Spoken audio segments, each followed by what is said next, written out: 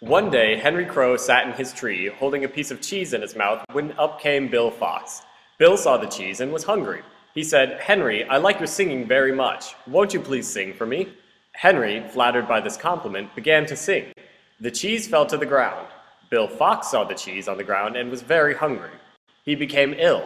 Henry Crow saw the cheese on the ground, and he became hungry, but he knew that he owned the cheese. He felt pretty honest with himself, so he decided not to trick himself into giving up the cheese. He wasn't trying to deceive himself either, nor did he feel competitive with himself.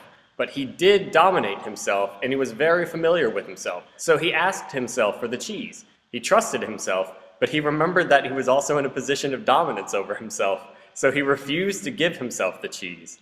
He couldn't think of a good reason why he should give himself the cheese, so he offered to bring himself a worm if he'd give himself the cheese.